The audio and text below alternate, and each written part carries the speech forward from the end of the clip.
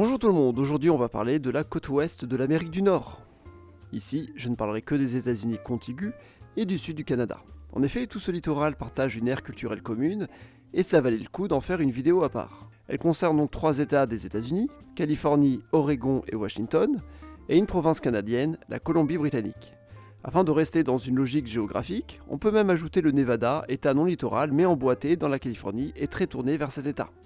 L'économie du Nevada existe parce qu'il y a la Californie à côté. Je ne parlerai pas du Mexique dont le niveau de vie est bien trop différent. Il y a clairement une frontière économique entre le sud de la Californie et le nord du Mexique. Je ne parlerai pas non plus de l'Alaska, ni du territoire du Yukon. Ces deux territoires, bien qu'appartenant aux États-Unis et au Canada, ne sont plus vraiment dans la continuité urbaine de la côte ouest. En effet, c'est bien la côte ouest peuplée qui m'intéresse, celle qui va de San Diego à Vancouver. Chapitre 1, les grandes métropoles.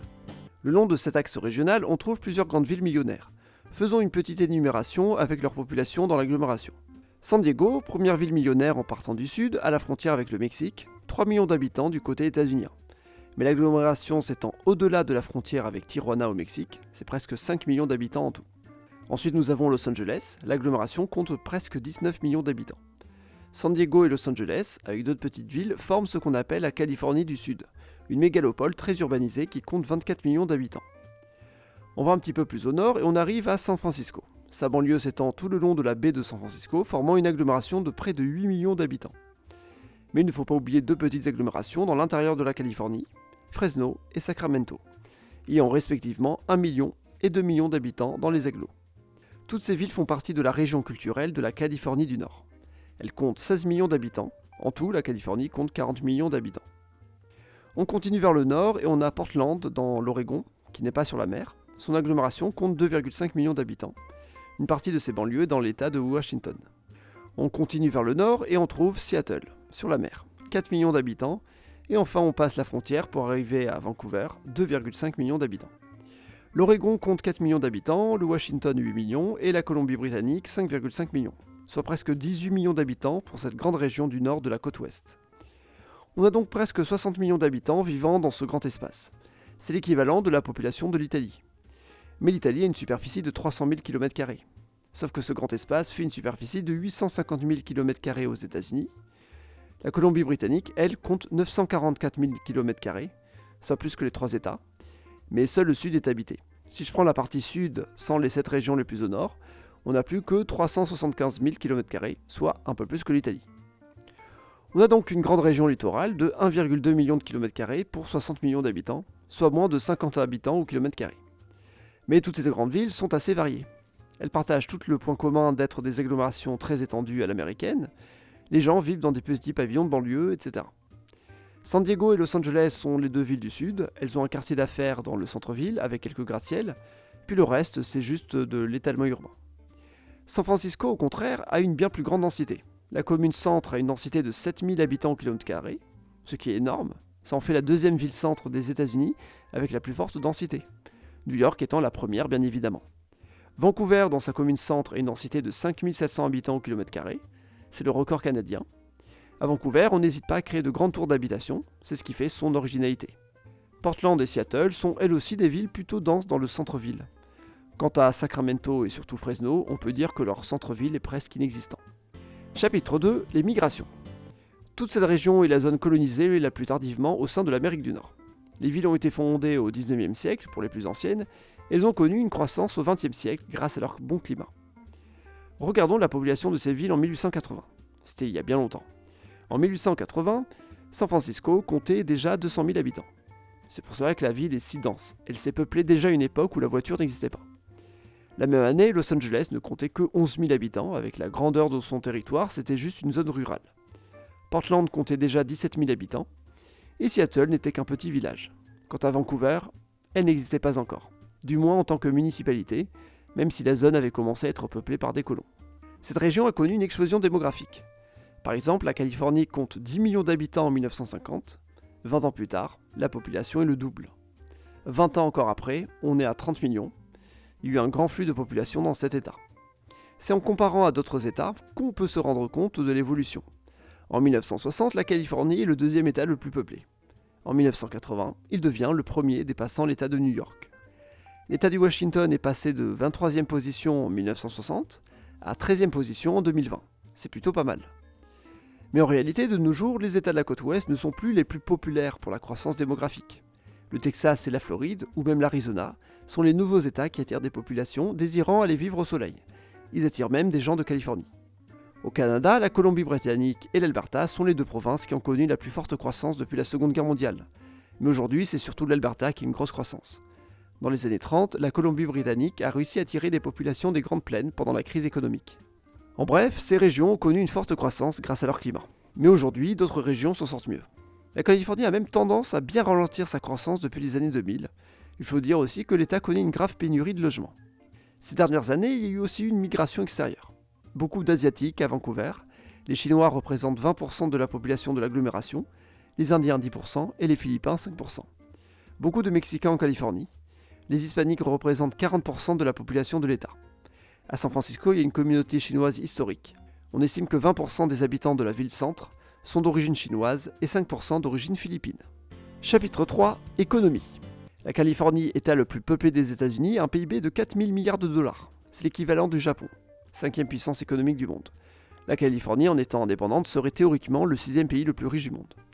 Los Angeles et San Francisco avaient chacune leur bourse, avant de les fusionner en 1957 pour devenir la Pacific Exchange. Le siège principal est à San Francisco, mais on en trouve aussi un à Los Angeles. L'économie de San Diego est tournée vers sa base navale militaire. À cela s'ajoute le commerce international avec sa proximité avec le Mexique. C'est aussi une ville touristique, notamment grâce à son célèbre zoo.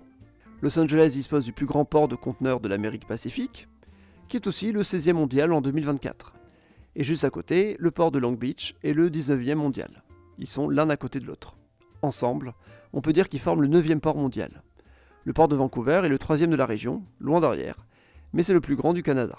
Los Angeles est une ville très touristique, on y trouve Disneyland et Universal Studios, parmi les parcs d'attractions les plus fréquentés du monde.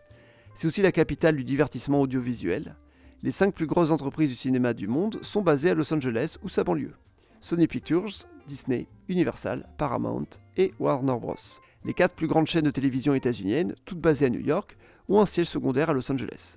Universal Music, une des 3 grandes majors de la musique, est basée dans la banlieue de Los Angeles, les 2 autres étant à New York. Dans la banlieue de San Francisco se trouve la Silicon Valley, la plus grande zone de haute technologie du monde. Plusieurs entreprises de pointe liées à l'informatique ont leur siège là-bas. Google, Apple, Hewlett-Packard, Adobe, Intel, Nvidia, Meta, qui possède Facebook. À cela s'ajoute Netflix spécialisé dans la vidéo à la demande, ou Electronic Arts dans le jeu vidéo. Autrefois, Oracle était dans la Silicon Valley, mais elle est partie au Texas. L'entreprise Visa est quant à elle directement basée à San Francisco, ce qui fait de cette ville un grand centre financier. Mais à Seattle, on trouve d'autres entreprises informatiques de pointe, comme Microsoft et Amazon, en plus de l'avionneur Boeing. Portland, plus petite ville, dispose de sa technopole surnommée la Silicon Forest, où l'entreprise Intel est très présente. La vallée centrale de la Californie, où on trouve Fresno et Sacramento, est axée sur l'agriculture. Elle est un centre majeur de production aux États-Unis. Chapitre 4. Transport. Le Canada et les États-Unis sont de grands pays, et la côte ouest est isolée du centre névralgique nord-américain. Ce centre névralgique correspond à toutes les zones nord de la moitié est des États-Unis et des provinces de l'Ontario et du Québec au Canada. C'est la zone la plus peuplée d'Amérique du Nord. On y compte environ 115 millions d'habitants aux États-Unis et 25 millions côté canadien. Donc oui, la côte ouest est assez isolée du reste de leur pays, d'où la nécessité d'une bonne liaison aérienne. Vancouver est relié à environ 150 vols par semaine vers Toronto, Los Angeles est relié à New York avec 350 vols par semaine, San Francisco avec 200 vols. Mais certaines villes sont des plateformes de correspondance. Par exemple, Los Angeles est la première destination aérienne depuis San Francisco et depuis Seattle. Seattle est la première destination aérienne depuis Portland. San Diego est la première destination aérienne depuis Sacramento et Fresno. On a donc des vols internes à la Californie. Cet état est tellement grand que le plus simple est de s'y déplacer en avion. La ligne Los Angeles-San Francisco est une des plus fréquentées aux États-Unis. Environ 330 vols par semaine entre les 2 aéroports de Los Angeles et celui de San Francisco. Il faut ajouter une centaine de vols depuis San José vers Los Angeles, San José étant juste à côté de San Francisco. Les 2 métropoles de la côte ouest sont tellement peuplées et liées qu'on a décidé de projeter d'autres moyens de transport. En voiture, il faut presque 6 heures de route. En train, c'est plutôt 8 heures de trajet. Voilà pourquoi une ligne de train à grande vitesse est en projet. Pour le moment, un tronçon est en travaux, permettant de réduire le temps entre Los Angeles et San Francisco. Le projet a pris du retard et on pense que la ligne ne sera pas inaugurée avant 2033. En ce qui concerne le réseau autoroutier, il est complet. De la frontière mexicaine jusqu'à Vancouver, il y a de l'autoroute sans interruption. L'autoroute va même plus au nord, jusqu'à Kamloops. Par contre, au Mexique, l'autoroute s'arrête. Le grand axe du sud au nord ne passe pas par San Francisco, mais privilégie la vallée centrale californienne. Mais toutes les autres agglomérations millionnaires sont directement traversées par cette autoroute. Une partie de la population de la côte ouest vit sur une île, l'île de Vancouver, qui compte 750 000 habitants, dont la principale ville, Victoria, est tout au sud. C'est la capitale de la Colombie-Britannique. Mais elle est mal reliée au reste du Canada. Victoria est la troisième destination aérienne de Vancouver, avec une centaine de vols par semaine. Regardons le nombre de passagers pour les principaux aéroports de la côte ouest. Los Angeles, 76 millions de passagers, Seattle, 52 millions, San Francisco, 52 millions, Vancouver, 26 millions, San Diego, 25 millions, Portland, 17 millions, Sacramento, 13 millions, San José, à côté de San Francisco, 11 millions. C'est énorme ces chiffres, car on parle d'une région qui ne compte que 60 millions d'habitants en tout. De manière générale, ces villes souffrent de la dépendance à la voiture, même si on trouve des transports en commun de grande envergure dans les villes millionnaires. Los Angeles a un vrai métro, San Francisco et Seattle ont un métro léger, Vancouver a un métro automatique aérien, il y a un tramway à Portland, mais ces transports restent limités pour de si grandes villes. Le métro de Los Angeles a une fréquentation similaire au tramway de Grenoble par exemple. L'agglomération de Grenoble est presque 40 fois plus petite. Chapitre 5. Risques naturels. La Californie est célèbre pour ses risques sismiques. La faille de San Andreas passe par Los Angeles et San Francisco, les deux plus grandes villes de la région. Le séisme de 1906 a rasé la ville de San Francisco. Un séisme est attendu dans les prochaines années, surnommé The Big One.